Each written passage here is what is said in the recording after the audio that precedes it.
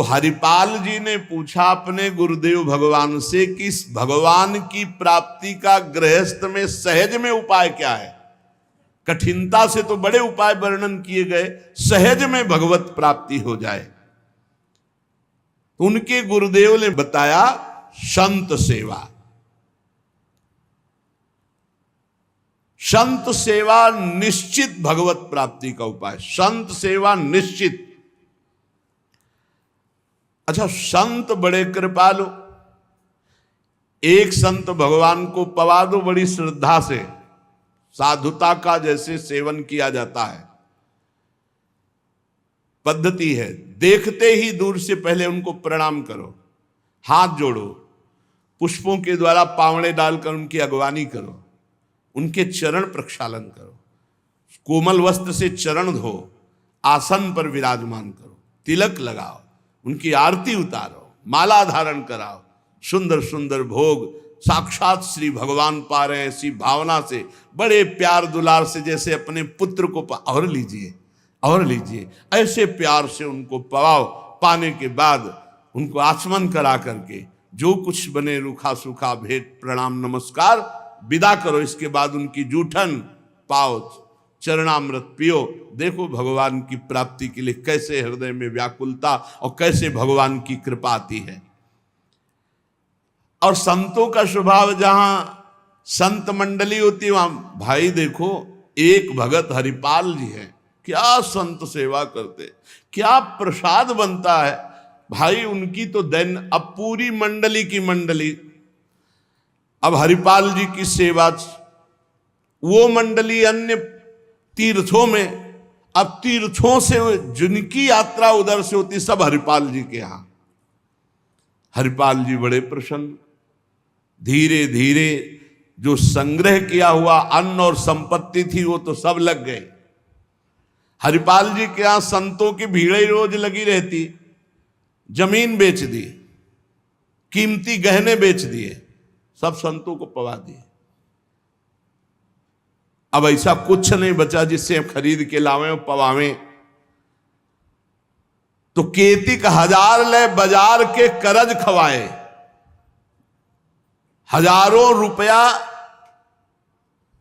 ये आज 1000 की तो कोई महत्ता ही नहीं रह गई, उस समय हजारों की बड़ी महिमा थी, बड़ी महिमा 1000 रुपए की। 1 रुपया लेके जाओ तो काफी सामग्री लेके आ जाओ दुकान से। ऐसा हमारे सामने 5 किलो नमक मिलता था, 3 रुपया का ऐसे दूध दुहा लो, ऐसे गाय से दुहा के, भैंस गाय का 3 रुपया, 40 रुपया का शुद्ध घी, कि वो मटका खुले तो आसपास एरिया में छा जाए ऐसा घी। ये सब नकली घी ले। और दूध तो बेचना एक तरह से अपमान माना जाता था। सारी संपत्ति साधु सेवा में लगा दी और बाजार से हजारों के कर्जे हो गए। अब कर्जा लेकर के संतों को पवा दिया। अब कोई कर्जा भी ना दे। अब हरिपाल जी दुकान में गए कि पहले 1000 पहले के पड़े तो आपको, अब बाजार में कोई कर्जा नहीं, संपत्ति सब बिक गई। देख लो भगवत प्राप्ति के भाव। घर में कोई ऐसी वस्तु नहीं रही कि बेच के खवा दे। और संत मंडली, कहीं जय द्वारिकाधीश, कहीं जय सिया राम, कहीं हर हर महादेव, अलग अलग संतों की मंडलियां। हरिपाल जी ने विचार किया आप क्या हो, बहुत लंबे तगड़े। विमुख को लेत हरिदास को न दुख देत, आए संत द्वार तिया संग बतराई है। संपत्ति गई, कर्जा हो गया, संत भूखे नहीं जाएंगे चाहे हमें चोरी करना पड़े। तो चोरी कैसी?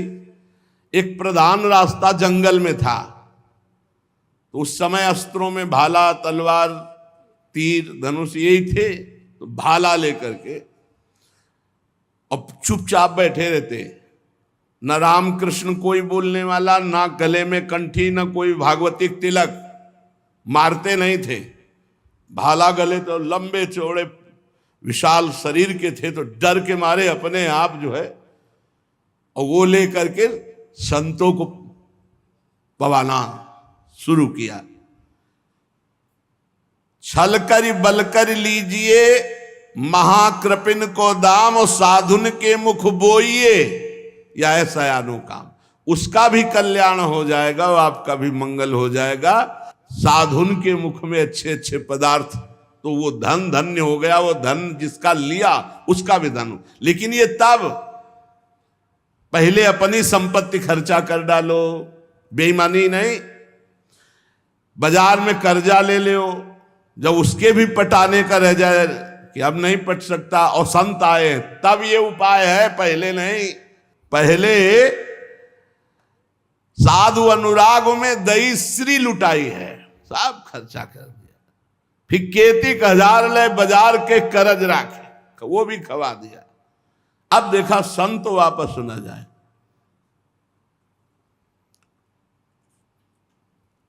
अब उस मार्ग से जो अगर कोई निकलता हो, जहां भाला लेके निकलते, अरे राम, तो हाथ जोड़ लेते।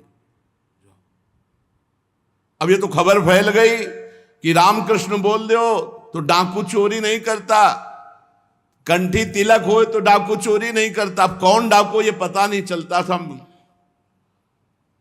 अब वहां जो निकले जंगल में, तो शुरू से ही कोई श्री राम जय जय राम, कोई राधे राधे, कोई कृष्ण कृष्ण, और उतनी देर के लिए तिलक जरूर लगा लेते। अब समस्या की वैष्णव को लूट नहीं सकते, मुख से नाम निकल जाए उसे लूट नहीं सकते। अब वहां जो निकले सब जैसे भयभीत होकर से ही वहां जय श्री राम राधा राधा कृष्ण कृष्ण हरि हरि, क्योंकि पता है डाकू है, भाला लिए मारेगा, चोरी कर लेगा। यद्यपि उन्होंने किसी को मारा नहीं था। अब वहां किसको चोरी करे, जो निकले सब वो। साधु मंडली आई, बड़ी सत्कार करना है, घर में कोई सामग्री नहीं और चोरी अब हो नहीं सकती, क्योंकि जंगल से जितने निकलते हैं सब कंठी तिलक और नाम जप, भले जिंदगी में न धारण करे, लेकिन वो रास्ता जब जाएंगे तो जरूर धारण कर लेंगे। देखो ये भक्त का प्रताप, और पूरे रास्ता नाम कीर्तन सब। हरिपाल जी अपनी पत्नी से कहा, आज तो बड़े भाग्य, इतने संत घर में पधारे, पर भोजन की तो कोई व्यवस्था ना बाजार से हो सकती है और ना हमारे पास कुछ रह गया है। पत्नी ने कहा, एक घर में दाना भी नहीं है, कैसे होगा अतिथि सत्कार? सब संत तो वापस चले जाएंगे भूखे, ये तो बहुत बड़ा अनर्थ हो जाएगा। हरिपाल जी ने कहा, देखो अड़ोस पड़ोस में मांग के। उनकी पत्नी जिस दरवाजे में जाती हो, कहती संत आए, बस शब्द ही सुनते ही दरवाजा बंद कर लेते, मांगने आए हैं। पहले कले गए, अभी वापस दिया नहीं, फिर मांगने आए।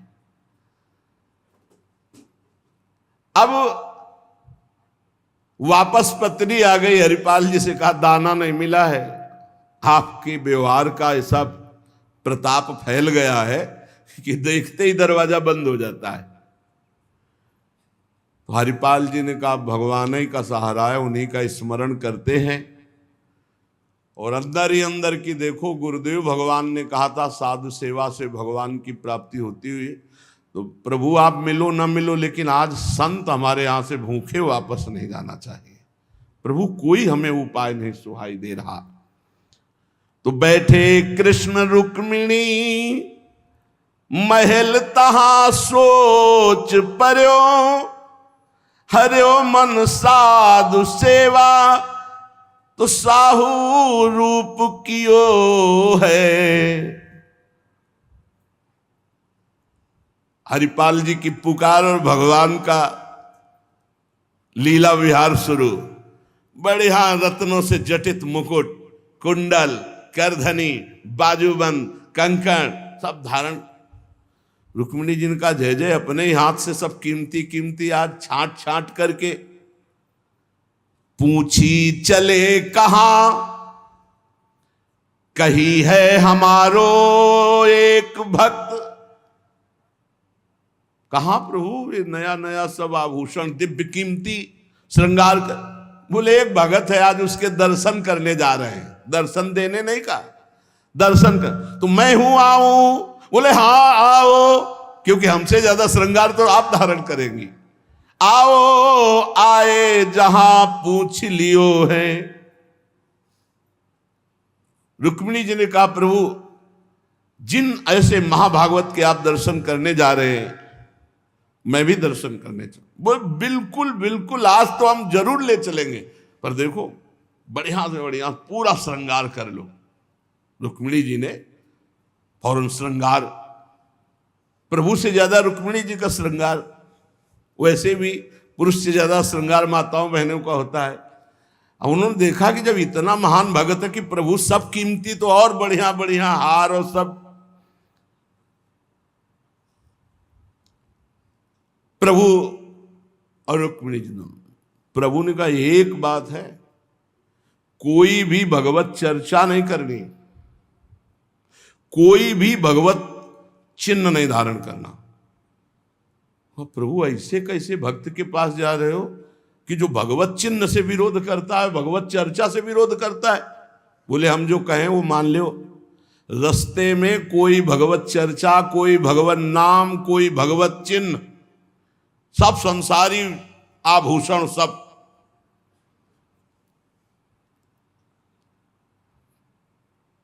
प्रभु कैसा भगत है आपका?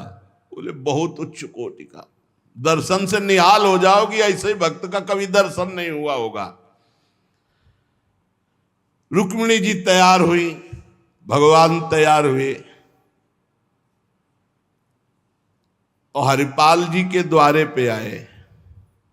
अजू मग चले जात बड़ो उत्पात मधि, को पहुंचावे देवो ले रुपया दियो है। करो समाधान संत मैं लिवाए जाऊं, इन्हें लाई वन मांझ देखी बहुधन जियो है। भगवान स्वयं गए और हरिपाल जी को बुलवाया गांव के बाहर और कहा भाई सुनो, सुनते हैं जंगल में कोई चोर लगता है, हम दोनों सेठ हैं, सेठ सेठाइन, ये ले स्वर्ण की एक मुहर, हमें पूरा रास्ता पार कर दो। भगवान जैसे मरते को पानी मिल जाए ऐसे ऐसे आपने संत मन में सोचा संत वापस चले जाएंगे, और गौर से देखा गले में कोई तुलसी नहीं, कोई भागवतिक चिन्ह नहीं, और मार पूरा सब श्रृंगार से। बोले भगवान आज तो बरस पड़े, आज खूब संत सेवा होगी। बोले मुहर देव या न देव, हम आपको पार कर देंगे जंगल में। जगत रूपी जंगल से पार करने वाले भगवान को हरिपाल जी कह रहे हम पार कर देंगे आपको, क्योंकि नजर गई ना एक से एक कीमती रत्न। बोले महीनों संत सेवा चलेगी। हरिपाल जी से बातचीत कर रहे कि कहीं शंका ना हो जाए इनको। बोले अमुक शहर जा रहा हूं, हमारा बड़ा व्यापार चलता है, तुमको 1 रुपया तो देंगे ही, पर सुरक्षित हमें पहुंचा दो, ये ले।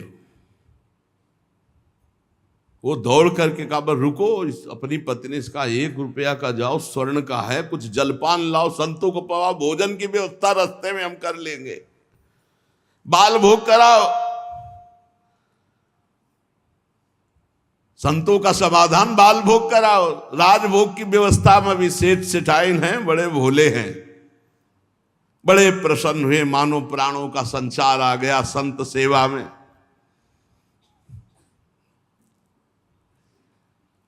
रुक्मिणी जी ये रहस्य नहीं समझ पा रहे कि कह रहे जंगल पार कर देते, कह रहे हमको डर लग रहा है कि कोई हमें लूट न ले, और जंगल हो 1 रुपया दिया उसको स्वर्ण का कि भाई पार। और रुक्मिणी जी ने कहा कि प्रभु किसी के रक्षा की, भगवान ने कहा था प्रश्न कोई करना नहीं है। अरे कौमुद की गदा सुदर्शन चक्र सब एक आदमी का सहारा आप ले। रुक्मिणी जी ने, प्रभु आप काम कहा था, बातें करो व्यापार की, इधर उधर के सुदर्शन चक्र के लिए कौमुद की गदा, व्यापार, रुपया पैसा हार हीरा जवाहरात, इनकी बातें करो। गौर से फिर देखा कि कहीं कोई भागवतिक लक्षण देखे जो निहारी, माला तिलक ना सदाचार। बड़े खुश हुए, होएंगे भंडार जो पे धन ही तो लायो है। जब इतना पहनावा है तो खजाना इनके होगा, लूटने में कोई दोष नहीं और कोई भागवतिक चिन्ह नहीं और कोई भगवत चर्चा नहीं, पूरे संसारी हैं। और ये छीन करके हम संत भोजन कराएंगे तो इनका भी मंगल हो जाएगा। लीजिए छिनाए यह वारी कहे डारी देवो, दियो सब डारी छल्ला छिगुनी में छायो है।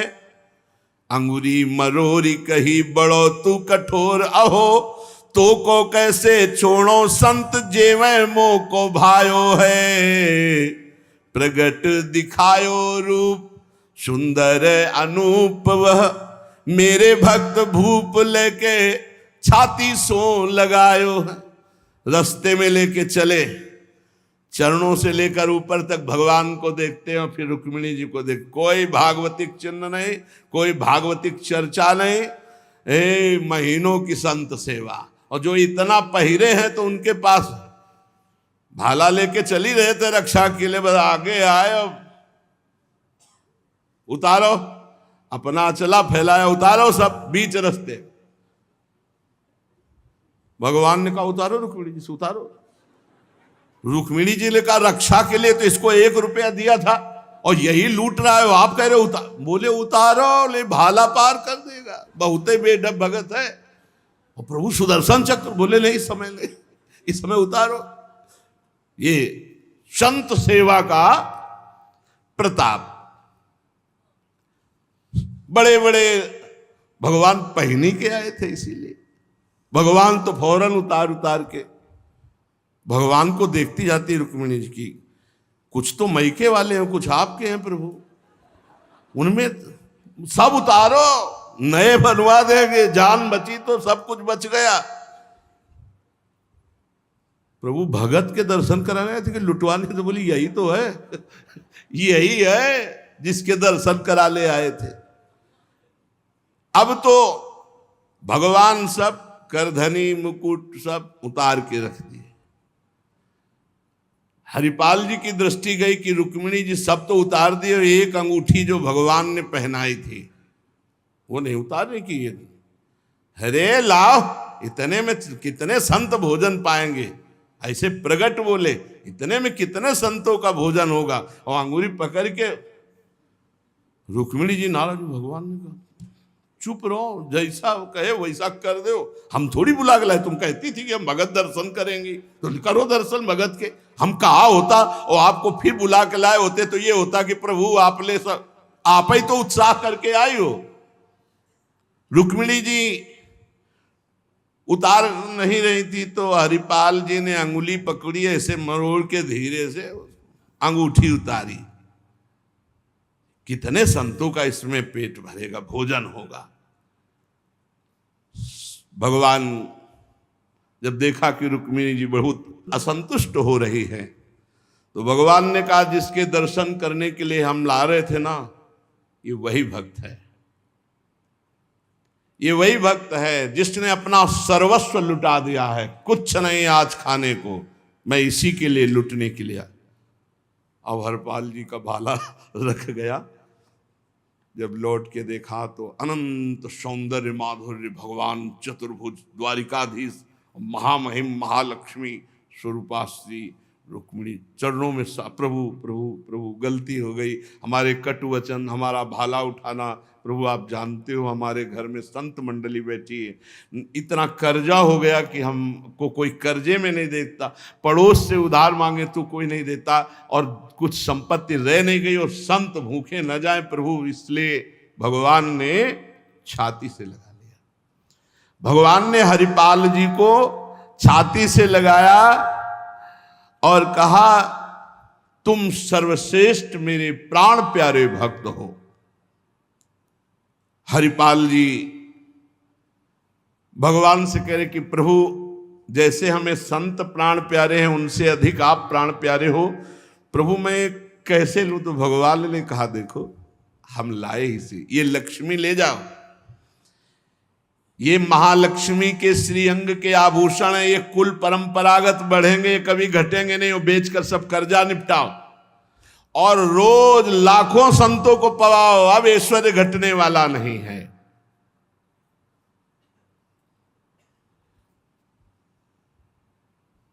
भगवान से कहा, प्रभु ये घटना किसी से मत कहना, नहीं तो सब भक्त जो है यही कहेंगे कि इतना दुलार भगवान को किया जाता है, भक्तजन करते हो ये भाला दिखा के लूट लिया।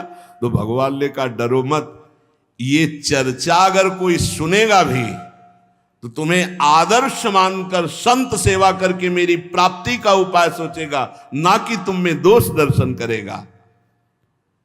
भगवान के दर्शन के पश्चात हरिपाल जी ने कहा, प्रभु जब आए गए हो तो लगे हाथ भंडारे पाके जाओ। तो बोले, जरूर, जहां हमारे संत पाते वही हम प्रकट। सब संतों को भगवत साक्षात्कार कराया, साक्षात द्वारिकाधीश रुक्मिणी जी के सब संतों ने दर्शन किए, भोग बना। संतजन तब पाए जब भगवंत पहले पाए, फिर उनका उच्छिष्ट संत और उनका भगवंत और संत का उच्छिष्ट जब हरिपाल जी। ये परमानंद मनुष्य जीवन का साधु सेवा से प्राप्त होता है। जब कभी साधु सेवा का संयोग बने तो नाच पड़ो कि हमें आज जीवन का परम लाभ मिला है कि हमारा धन, हमारा अन्न, हमारा शरीर, हमारा जीवन साधु सेवा में आएगा। ये साधु सेवा निश्चित भगवत प्राप्ति करा देती, निश्चित। कल देखो, साधु सेवा के लिए ही अनुसुईया जी ने कि अतिथि वापस न जाए, 6 महीना के बालक भगवान श्री हरि, भगवान ब्रह्मा जी और महादेव जी को बना लिया। जब तीनों महापुरुष प्रकट हुए तो श्री अत्रि जी ने कहा, प्रभु मैंने 3 को तो नहीं बुलाया था, हमने तो आप एक जगदीश्वर को बुलाया था। अत्रि मुनि ने कहा, हमने तो प्रार्थना की थी, शरणम तम प्रपद्येहम यएव जगदीश्वरः प्रजामात्म समाम मह्यम प्रयच्छत्विति चिंतयन्।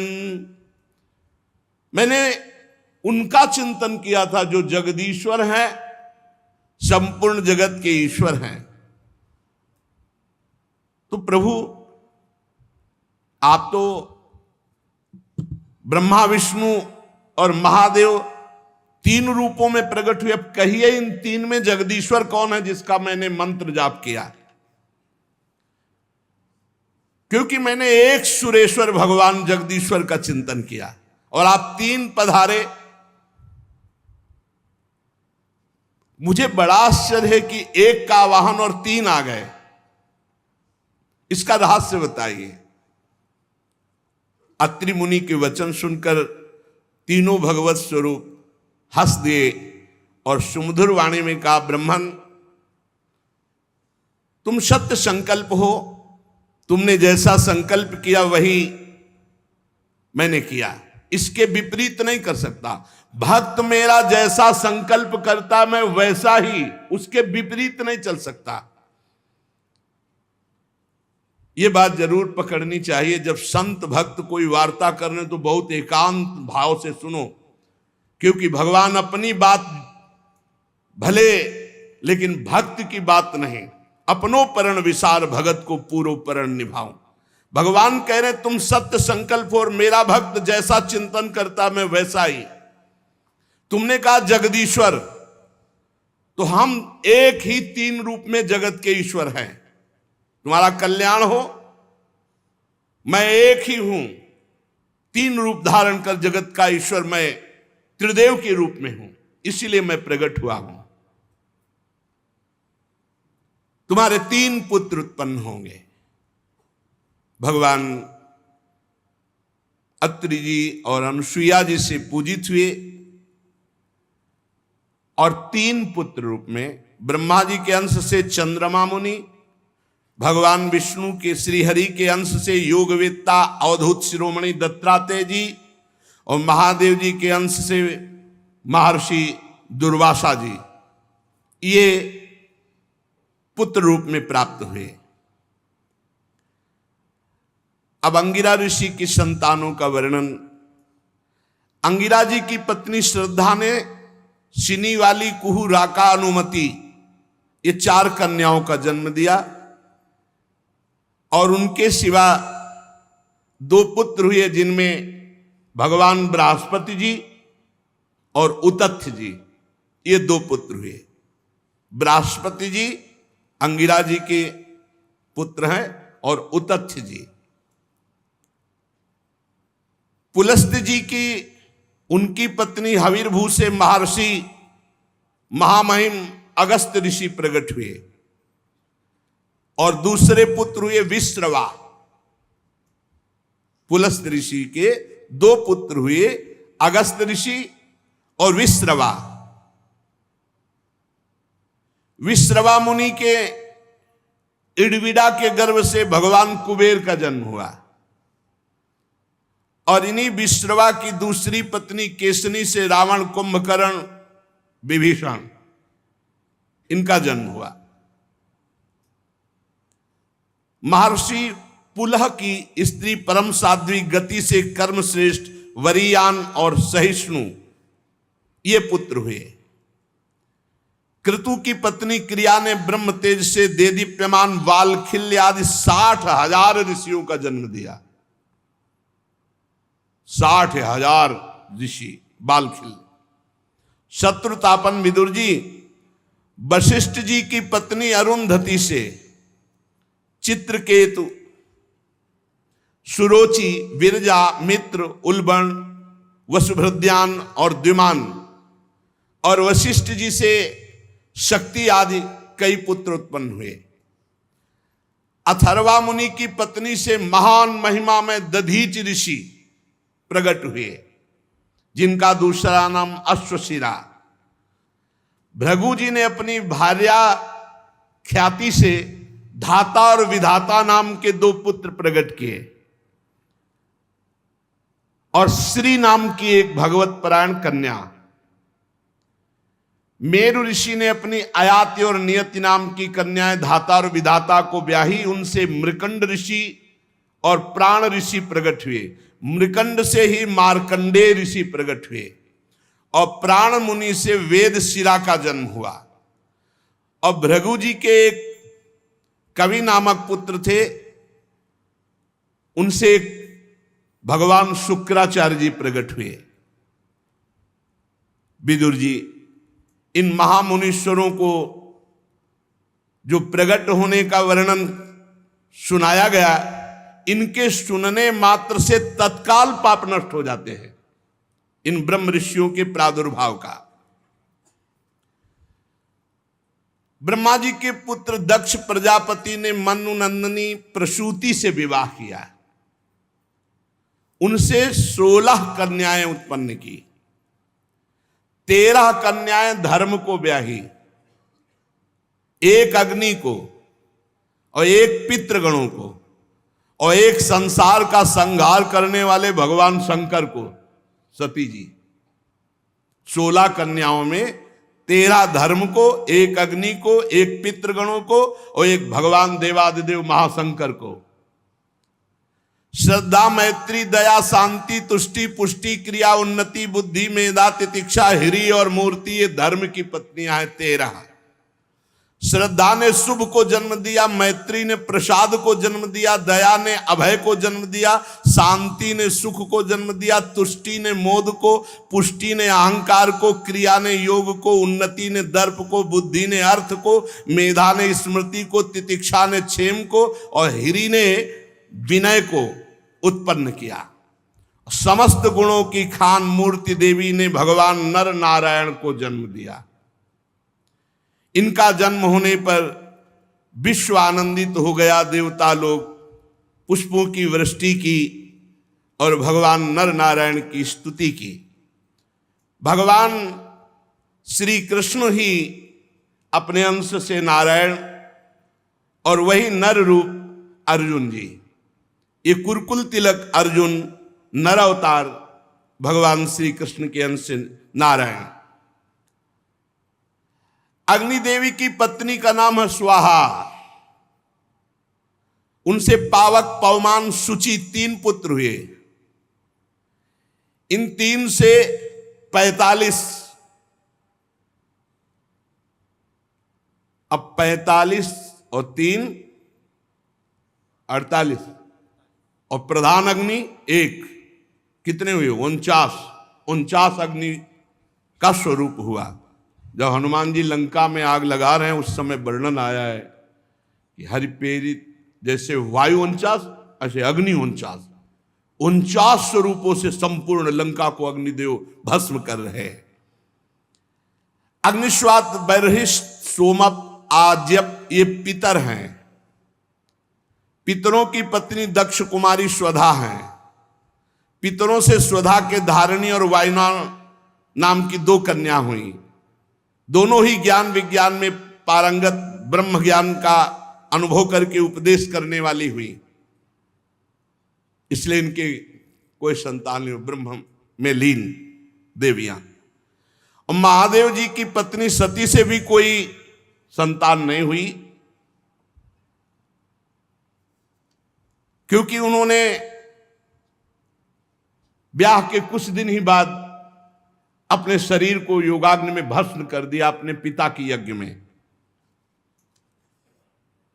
विदुर जी ने पूछा कि दक्ष प्रजापति तो अपनी पुत्रियों को बहुत प्यार करते थे, फिर उन्होंने अपनी परम आदरणीय भगवान शंकर की अर्धांगिनी सती जी का क्या अनादर किया, जिससे उन्होंने अपने प्राण त्याग दिए पिता के यज्ञ में।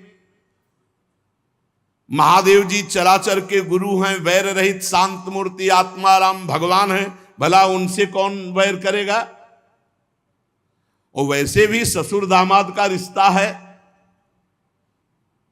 प्रभु मैं सुनना चाहता हूं कि देवादिदेव महादेव से वैर कैसे हो गया दक्ष प्रजापति को। गोस्वामी जी ने लिखा है, को नर अस जन्मा जग माही, प्रभुता पाही जाहि मद नाही। पद मिल जाए, प्रभुता मिल जाए, अहंकार ना आवे, वो तो भगवान का कोई भक्त ही होगा, अन्यथा ऐसा नहीं। एक बार ब्रह्मा जी ने जब इनको प्रजापति पद दिया, बहुत बड़ा पद है, इसके बाद परमेष्ठी पद ही है।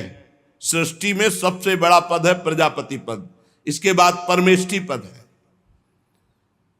परमेष्ठी पद ब्रह्मा पद। ब्रह्मा जी ने प्रजापति पद दिया महाराज दक्ष को। बड़े बड़े ऋषि मुनि देवता अग्नि सब लोकपाल सभा में आए। जब सब बैठे हुए थे सभा में, तो दक्ष प्रजापति वहां पधारे। तो जब कोई बड़ा पधारे तो नियम में खड़े हो जाना चाहिए हाथ जोड़ करके। तेज सूर्य के समान गर्व प्रजापति हूं, बड़ी मस्ती से सभा में पधारे, सब खड़े हो गए। ब्रह्मा जी महादेव 2 नहीं खड़े हुए, वो हरि गए नहीं थे, सब खड़े हो गए। बड़े बड़े लोकपाल देवता यक्ष गंधर्व सब, और भी सबने प्रणाम किया दक्ष को। दृष्टि गई, खड़ा कौन नहीं होते, 2 ब्रह्मा जी और महादेव। ब्रह्मा जी को देखा तो हाथ जोड़कर प्रणाम किया, क्योंकि परमेष्ठी पद पे है। और जब महादेव जी को देखा तो ना तो देख रहे थे ना सुन रहे थे, बस आंख मूंदे बैठे थे। सभा में बुलाए गए थे तो बैठे थे, अनुचर भी बैठे थे महादेव के। दक्ष का पारा चढ़ गया कि मैं प्रजापति हूं और ससुर भी हूं, न खड़ा हुआ, न हाथ जोड़ा, न प्रणाम किया। ये नहीं जान रहे कि ससुर किसके हो। अब ससुर जी समझ ही नहीं पाए, बहुत गड़बड़ हो रहा है। क्रोधाग्नि और भगवान शिव को कटवचन बोलने लगे। यही अहंकार पद का है। भगवान के ससुर जी हैं भाई, शिव जी के ससुर जी हैं। दक्ष ने कहा, देवताओं, सभासदों, लोकपालों, मेरी बात समझो, मैं कोई नासमझी से नहीं कह रहा हूं, बिल्कुल नासमझी से बोल रहे हैं। मैं कोई द्वेष से नहीं कर रहा हूं, बिल्कुल द्वेष से बोल रहे हैं। दक्ष जी ने सफाई पेश की। उसे बहुत बड़ा कठोर शब्द बोला। ये अहंकार कुछ भी करवा सकता है। इस समय बुद्धि खराब है दक्ष की। खराब मशीन जो है बहुत धुआं फेंकती है। ये बहुत द्वेष का धुआं निकल रहा है। अहंकार आ गया। रो के चरण पकड़ के जब सती जी का पाणी ग्रहण किया था ना, तो कहा था, प्रभु कहां मैं और कहां मेरी पुत्री और कहां आप स्वीकार कर रहे हैं, यही हमारा अहोभाग्य है। और ऐसा ही है भैया, बहुते गलत बोल रहे। गुस्सा में है तो बोल रहे, अहंकार है तो बोल रहे हैं। जैसे भगवान श्री कृष्ण को शिशुपाल बोलता है ना, ऐसे कुछ इस समय दक्ष की हालत है। गृहीत्वा मृग सावाक्ष्याः पाणिं मर्कटलोचनः प्रत्युत्थानाभिवादार्हे वाचाप्यकृत नोचितम। ना खड़ा हुआ, ना हाथ जोड़ा, ना वाणी से सम्मान किया है। मेरी सावित्री सारिखी मृगनयनी पवित्र कन्या का अग्नि और ब्राह्मणों के सामने पाणी ग्रहण किया था। ये मेरे पुत्र के समान है, मेरा दामाद है, इसको खड़े होना चाहिए, हाथ जोड़ना चाहिए, मेरा स्वागत करना चाहिए। परंतु इसने स्वागत की तो बात जाने दो, आंख उठा के भी नहीं देखा। अरे बहुत है, बुरा बोलते चले जा रहे हैं। गुस्सा में है ससुर जी, बोले। अब वो हम तो नहीं बोलेंगे, बोले जो बोले। तभी तो फिर भगवान आगे जो लीला आएगी ना, गर्दन मरोड़ के और बकरे के लगाए, सुकुमारी कन्या का मैंने दान के आगे वाले हम शब्द छोड़ दिए। अरे बहुत ही बोलते चले जा रहे हैं, चलो वो छोड़ देते, आगे बोलते। ये प्रेतों का निवास स्थान भयंकर श्मशान में भूत प्रेतों के साथ घूमता रहता है। सिर के बाल बिखेरे, नंग धड़ंग, कभी हंसता कभी रोता, चिता की भस्म लपेटे, मुंडों की माला डाले, हड्डियों का गहना पहने। आगे और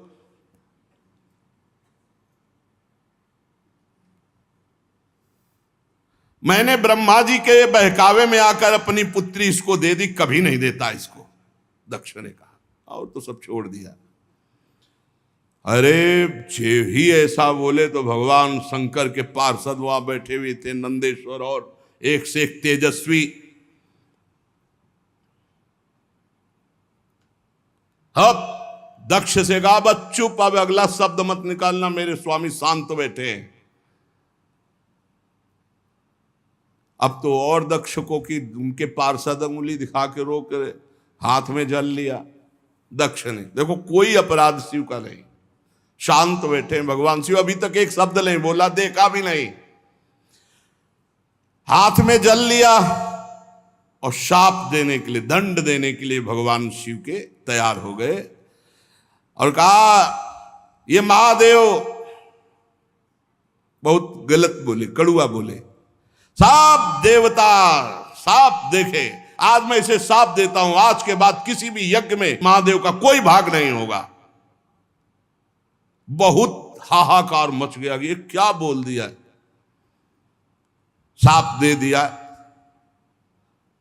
भगवान शंकर के अनुयायी नंदिकेश्वर ने कहा, ए सोन दक्ष, तू क्या समझता है, मेरे स्वामी शांत बैठे हैं तो तू जो चाहे वो बोल दे। और कहा, दक्ष तुझे अहंकार है कि तू प्रजापति है, और ये सब ब्रह्म ऋषि तेरा अनुमोदन कर रहे हैं, हंस रहे हैं, दांत दिखा रहे हैं। मैं भयंकर श्राप देता हूं कि इनकी बुद्धि भ्रष्ट हो जाए, देहाभिमानी बन जाए।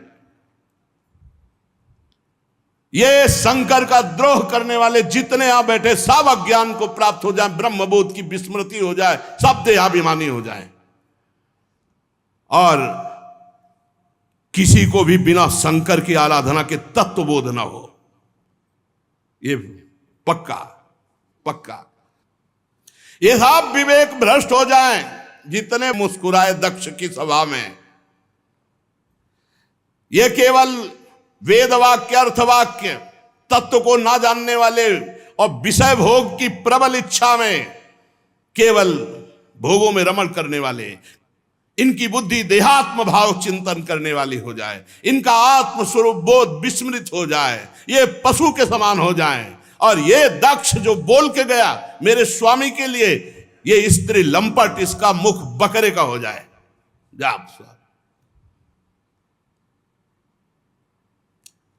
मूर्खमयी कर्ममयी अविद्या को ही समझे, जो भगवान शंकर का अपमान करने वाले के पीछे पीछे चलते हैं। इन सब का जन्म मरण चक्र में बार बार जन्मना मरना हो। जो ब्रह्म विद्या मुक्त देने वाली वो उनकी विस्मृत हो जाए। शंकर द्रोही कर्मजाल में फंसकर दुर्गति को प्राप्त हो और ये भोग के गुलाम, इंद्रियों के गुलाम, मन के गुलाम बनकर केवल रसेंद्रियों जनेंद्रिय की भोग में भटके, ऐसा मैं साथ देता हूं।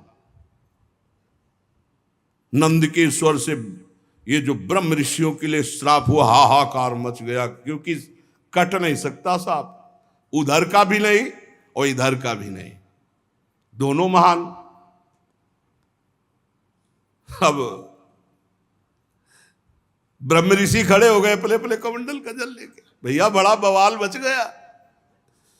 भवव्रत धरा ये च तान समनुव्रता पाखंडिनस्ते भवंती सत्शास्त्र परिपंथिना नष्ट शौचा मूढ़धियो जटा भस्मास्थि धारिणा विसंतु शिव दीक्षायाम यत्र दैवम सुरासवम